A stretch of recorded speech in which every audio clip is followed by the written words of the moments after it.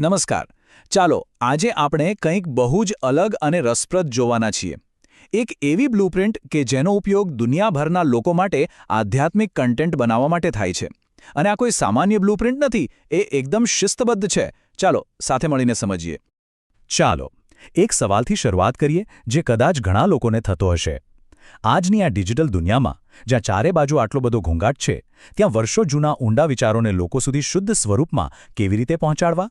આ એક મોટો પડકાર છે, ખરું ને? ઓકે, તો આજે આપણી સફર કેવી રહેશે? આપણે શરૂ કરીશું વિચાર ક્રાંતિના કોન્સેપ્ટથી.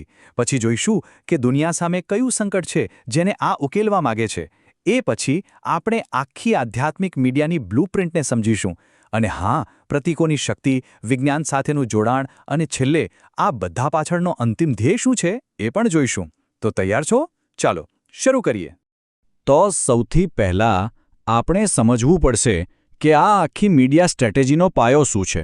અને એ પાયો છે વિચાર ક્રાંતિ.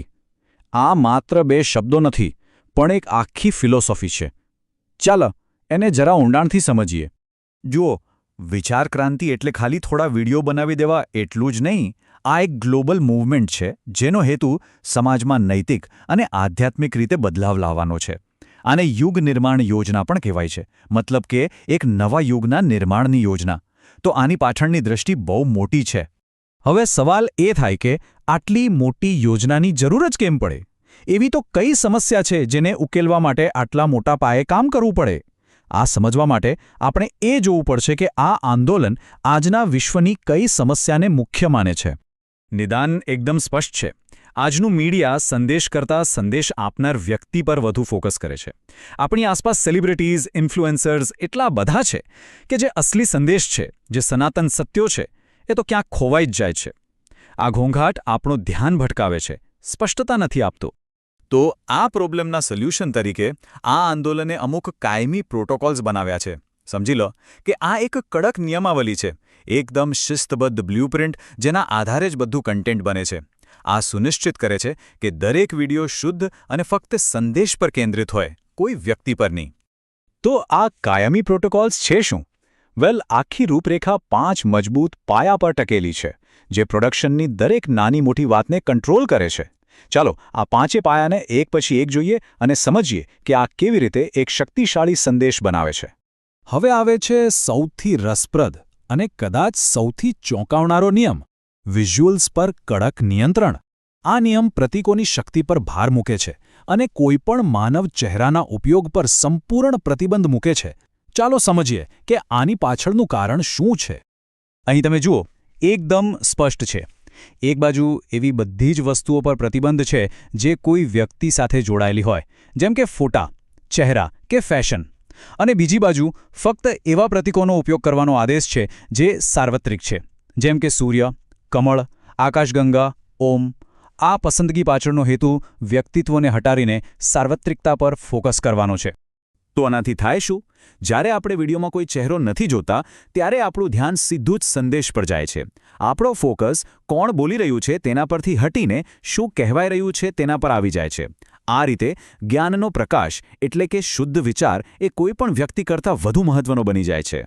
અને આ એક વાક્ય: દ્રશ્યો સંપૂર્ણપણે આધ્યાત્મિક અને પ્રતિકાત્મક હોવા જોઈએ, બધું જ કહી દે છે. આ એક એવું મીડિયા બનાવવાનો પ્રયાસ છે જે કોઈ વ્યક્તિ, સંસ્કૃતિ કે દેશની સીમાઓથી પર હોય. એક એવી ભાષા જે દરેક વ્યક્તિ સમજી શકે. ખાલી વિઝ્યુઅલ્સ નહીં, આ રૂપરેખામાં બૌદ્ધિક રીતે પણ એકદમ કડક નિયમો છે. તે માત્ર આધ્યાત્મિકતા જ નહીં, પણ વિજ્ઞાન પર પણ એટલો જ ભાર મૂકે છે. ચાલો જોઈએ કે આ બંને વચ્ચે કેવી રીતે એક પુલ બાંધવામાં આવ્યો છે. આ પ્રોટોકોલ બહુ જ સ્પષ્ટ છે.